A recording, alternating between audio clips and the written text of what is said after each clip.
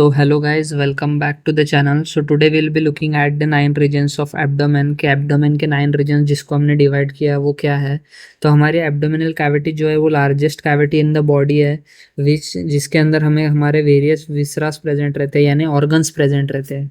So the clinician or a surgeon attempt to identify the internal viscera through the specific part or location.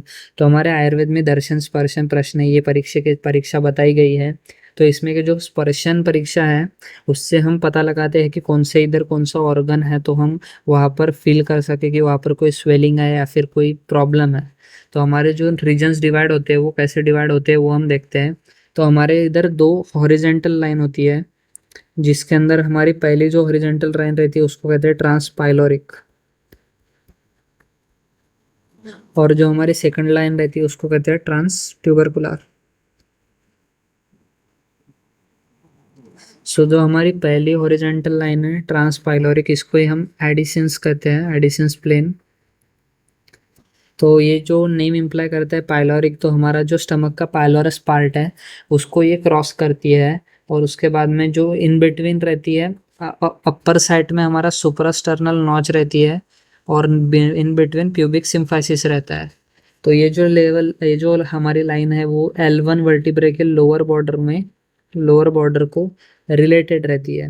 Then हमारा जो second horizontal line है वो है trans tubercular plane tubercle यानी जो हमारे एलियाक crest के अंदर ट्यूबरकल्स प्रेजेंट रहते हैं उससे पास होती है और ये पास होती है L5 वर्टिब्रे के अपर बॉर्डर से. उसके बाद में हमारे दो वर्टिकल लाइंस आती है जो कि होती है राइट और लेफ्ट. सो हमारा जो फर्स्ट राइट और लेफ्ट रहती है ये मिड क्लैविकुलर लाइन रहती है जो हमारा क्लैविकल बोन है उनके सेंटर पार्ट से ये लाइन पास होती है और through the 9th costal cartilage के मिड टिप से एक क्रॉस करती है. तो ये जो हमारी राइट और लेफ्ट लाइन है ये डिवाइड करती है सब पार्ट्स को राइट मिडल और लेफ्ट पार्ट्स को. तो हम देखते हैं कि अभी कौन से पार्ट को क्या नाम से बुलाया जाता है उनका क्या क्या नाम दिया गया है. तो सबसे पहला हमारा राइट हाइपोकॉन्ड्रियम रीजन है. देन हमारा इपीगैस्ट्रिक है गैस्ट्रिक यानी स्टमक तो स्टमक का जो रीजन है उसको इपीगैस्ट्रिक रीजन कहा गया है और लेफ्ट हाइपोकॉन्ड्रियम है. बाद में right lumbar region left lumbar region और अम्बलिकल रीजन जहाँ पर अम्बलिकस प्रेजेंट है. बाद में हमारा राइट इलियाक रीजन हाइपोगैस्ट्रियम और लेफ्ट इलियाक रीजन. तो अब ऑर्गन्स देखते हैं कौन से ऑर्गन सिचुएटेड रहते हैं.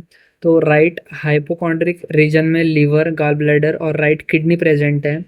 फिर एपिगैस्ट्रिक रीजन के अंदर स्टमक ऑब्वियसली फिर लीवर का कुछ पार्ट पैनक्रियाज और राइट और लेफ्ट किडनीज का थोड़ा थोड़ा पार्ट प्रेजेंट रहता है. फिर लेफ्ट हाइपोकॉन्ड्रिक रीजन में स्टमक का सब थोड़ा पार्ट लीवर का टिप प्रेजेंट रहता है जो कि हम ये डायग्राम में देख सकते हैं. फिर लेफ्ट किडनी कम्प्लीटली प्रेजेंट रहती है और स्प्लीन प्रेजेंट रहता है.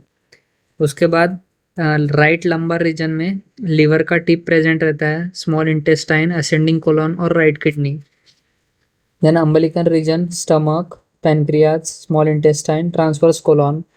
लेफ्ट लंबर रीजन में small intestine descending colon and left kidney.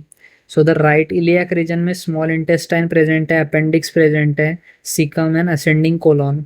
Hypogastric region में स्मॉल इंटेस्टाइन्स प्रेजेंट है सिग्मोइड कोलन प्रेजेंट है एंड ब्लैडर प्रेजेंट है. बाद में लेफ्ट इलियाक रीजन के अंदर small intestine descending colon and sigmoid colon.